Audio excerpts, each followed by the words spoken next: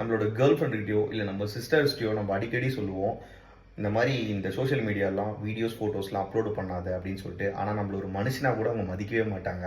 ஆக்சுவலாக இன்னைக்கு ஒரு பேஜ் பார்த்தேன். இந்த பேஜ் ஃபுல்லாக பாருங்க, அசிங்கமாக ஒரு பொண்ணோட ஃபோட்டோவை இந்த இன்ஸ்டாகிராமில் இருக்க ஃபேமிலி கேர்ளாக பார்த்து அவங்க ஃபோட்டோஸ்லாம் வச்சு பேக்ரவுண்டில் அந்த மாதிரிலாம் கேவலமாக பேசி வச்சிருக்கா. அவ்வளோ ஒருத்தி அவளாம் உண்மையிலே ஒரு தாய்க்கு தான் பிறந்தாலான்னு தெரியல.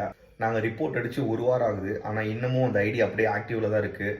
பசங்க நீங்கள் மட்டும் போடலாமா அப்படின்னு கேட்டால், நம்ம பசங்களை நம்ம எவ்வளோ கேவலமாக சித்தரிச்சு போட்டாலும் அதை யாரும் பார்க்க மாட்டாங்க. இந்த கருமத்தை ஏன் பார்ப்பான்னு தள்ளி விட்டு போயிடுவாங்க. ஆனால் ஒரு பொம்பளை பிள்ளைய எப்படி போட்டாலுமே மார்ஃபிங் என்னலாம் யோசிக்க மாட்டாங்க, அதை ரசித்து தான் பார்ப்பாங்க. தப்பே பண்ணல, பட் ஆனால் ஒரு ஃபோட்டோ போட்ட குத்துறதுக்காக உங்களை எடிட் பண்ணி அந்த மாதிரி போட்டிருக்காங்க. உங்கள் ஃபேமிலியில் யாராவது இதை பார்த்தாங்கன்னா, சொந்தக்காரனை பற்றி சொல்ல வேணும், 1னா 9ம்பாங்க. அவங்கள பார்த்தா ஒருவேளை நீங்களே இதை பார்த்தா கூட மனசளவில் எவ்வளோ ஹர்ட் ஆவீங்க. எதாக இருந்தாலும் பார்த்து பண்ணுங்க. இல்லை நான் சிங்க பெண், எனக்கு இதெல்லாம் ஃபேஸ் பண்ண தைரியம் இருக்குது, இதெல்லாம் நான் ரிப்போர்ட் பண்ணி இது பண்ணிடுவேன், எனக்கு இன்ஸ்டாகிராமில் ஒரு நல்ல அண்ணனை தேடுறேன், நல்ல உறவை தேடுறேன்னா தாராளமாக தேடுங்க. இதுக்கு மேலே உங்கள் இஷ்டம்.